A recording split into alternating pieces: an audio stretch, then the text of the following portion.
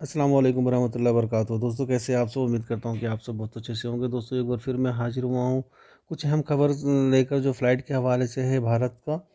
और आपने देख लिया होगा थंबनेल में पहले ही कि भारत ने 31 जनवरी 2022 तक सभी इंटरनेशनल फ़्लाइट को सस्पेंड कर दिया गया है। तो उसी के हवाले से कुछ अहम खबर है दोस्तों। मैं आपसे गुजारिश करूँगा कि पूरी खबर को जानने के लिए वीडियो के आखिर तक आप हमारे साथ बने रहें। और अगर अभी तक आपने हमारे चैनल को सब्सक्राइब नहीं किया तो प्लीज़ आप हमारे चैनल को सब्सक्राइब कर लें, आप हमें सपोर्ट करें, क्योंकि मैं अपने चैनल पर हमेशा सऊदी अरब से जुड़े काफ़ी अहम और लेटेस्ट अपडेट लेकर आते रहता हूँ।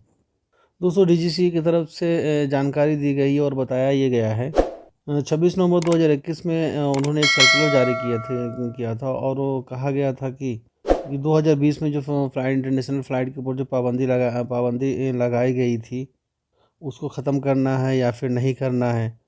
तो दोस्तों डीजीसी ने फाइनल सर्कुलर जारी करते हुए ये जानकारी दी है।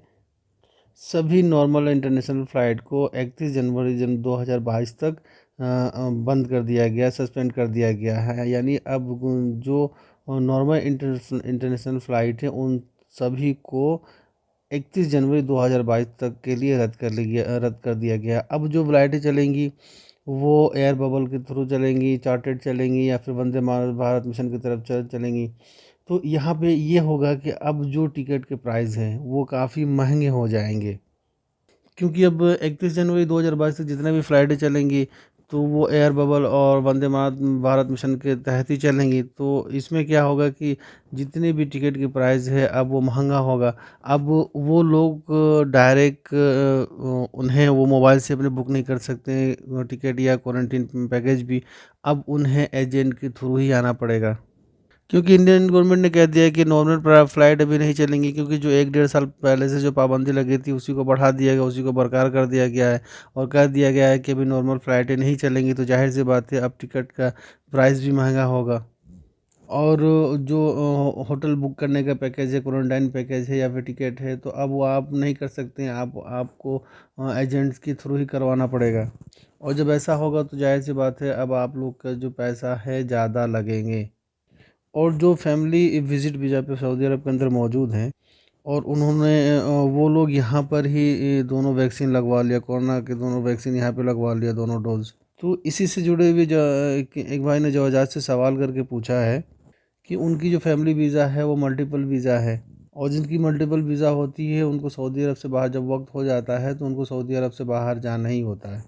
और जब वो लोग सऊदी अरब से चले जाएंगे और जब वापस वो आएंगे सऊदी अरब, तो क्या उनको क्वारंटीन होना पड़ेगा या नहीं होगा? और दोस्तों यहाँ पे एक और बात है कि जो लोग सऊदी अरब में रहते हुए कोरोना वैक्सीन के दोनों डोज लगवा लिए हैं, तो उनका सेहती हो या फिर तवक्लना हो, health status immune fully immune show करता हो, तो ऐसे हालात में वो लोग जब आएंगे तो उनको क्वारंटीन नहीं करना पड़ेगा, क्योंकि सऊदी हुकूमत ने पहले कह दिया है कि जब आप में रहते हुए और कोरोना वैक्सीन के दोनों डोज ले लिए हैं तो आप डायरेक्ट आना जाना कर सकते हैं। तो अब इनकी फैमिली है और ये जो भाई की फैमिली है वो सऊदी अरब में रहते हुए उन्होंने कोरोना वैक्सीन के दोनों डोज ले लिया है। तो जब वो जाएंगे और वापस रिटर्न बैक होंगे तो उन्हें क्वारंटीन नहीं करना पड़ेगा। और दोस्तों एक बात मैं आप लोग को बता दूं कि अगर आप फैमिली विजिट वीज़ा पे मौजूद हैं या फिर आप फाइनल यहाँ से जाना चाहते हैं या फिर आप छुट्टी जा रहे हैं, और जब आप छुट्टी पर जा रहे हैं तो इसमें बेटर आपके लिए ही होगा कि जब अपने आप मुल्क जाते हैं तो सेहती काम नहीं करता, वो लोगों का ये सवाल आता है कि मेरा तवक्लना काम नहीं करता है, तो आप अपने हेल्थ पासपोर्ट का हेल्थ स्टेटस जो है आप अपने तवक्लना से उसको लो प्रिंट आउट कर लें या फिर सेहती से उससे आप प्रिंट आउट कर लें, क्योंकि आपके पास एक प्रूफ हो जाएगा कि आपने कोरोना के दोनों डोज सऊदी अरब में रहते हुए ले लिया है। और जब आप वापस आएंगे और आपसे पूछा जाएगा एयरपोर्ट पे, अगर आपसे रोका जाएगा तो आप उस प्रूफ को आप दिखा सकते हैं, क्योंकि तवक्लना में भी और सेहती में भी ये दोनों ऑप्शन है। तवक्लना में भी ये ऑप्शन है हेल्थ पासपोर्ट डाउनलोड करने का, सेहती में भी है हेल्थ पासपोर्ट डाउनलोड करने का। तो अगर आप डाउनलोड कर लेते हैं तो ये आपके लिए काफ़ी बेटर देन बेटर होगा। आप उसे डाउनलोड करके प्रिंट करवा लें और अपने साथ रखे रहें। इससे पहले भी हमने बताया कि जब आप सऊदी अरब के लिए सफ़र करेंगे और आपको रोका जाएगा तो आपसे पूछा जाएगा, आपको रोका जाएगा एयरपोर्ट पे, आप उसे दिखा सकते हैं कि आपने सऊदी अरब में रहते हुए कोरोना वैक्सीन के दोनों डोज ले लिया है। ये आपको काफ़ी मदद होगा और ना ही आपको किसी भी तरह का क्वारंटीन किया करना पड़ेगा सऊदी अरब आने के बाद। और दोस्तों मैं और एक बात आप लोगों को बता दूं कि मैं अपने हर वीडियो में अभी ये कह रहा हूं कि अगर जो लोग छुट्टी पर जा रहे हैं तो अपने मुल्क, चाहे वो इंडिया के हों या फिर पाकिस्तान के हों, तो उनका अगर तीसरी बूस्टर डोज़ लगवाने का टाइम हो गया है तो वो अपना बूस्टर डोज़ लगवा कर ही जाएँ अपने मुल्क, ताकि उनको काफ़ी अगर वो बूस्टर डोज़ लगवा के जाते हैं तो उनके लिए काफ़ी अच्छा होगा। क्योंकि कहीं ऐसा ना हो जाए कि आप अपने मुल्क में चले गए और फिर से ये एक कानून बन गया है कि अब जो लोग तीसरी बूस्टर डोज़ लगवाए हैं वही डायरेक्ट आना-जाना कर सकते हैं। तो आप पहले से ही अगर लगवा कर चले जाते हैं तो ये आपके लिए अच्छा होगा। तो मैं अपने हर वीडियो में आप लोग से रिक्वेस्ट कर रहा हूँ कि आप लोग का अगर टाइम हो गया है तीसरी बूस्टर डोज़ का, तो आप अपनी तीसरी तीसरी बूस्टर डोज़ लगवा कर ही अपने मुल्क जाएँ। क्योंकि इससे पहले भी जब वैक्सीन लगना शुरू हुआ था तो पहले एक लगा, तो हम लोग का ये था कि चलो एक लग गया, लेकिन फिर 2 कंपल्सरी कर दिया गया। उसके बाद अब ये तीसरा बूस्टर डोज़ को कहा जा रहा है कि अब तीसरी बूस्टर डोज़ लगवा लें। और फिर कल को ये भी वो कह दिया गया है कि अब वही लोग डायरेक्ट सऊदी अरब अप डाउन करें, आना-जाना करेंगे जो तीसरी बूस्टर डोज़ लगवा लिए हैं। और जब वो जो लोग तीसरी बूस्टर डोज़ लगवा लेंगे तो उनको किसी क्वारंटाइन नहीं करना पड़ेगा।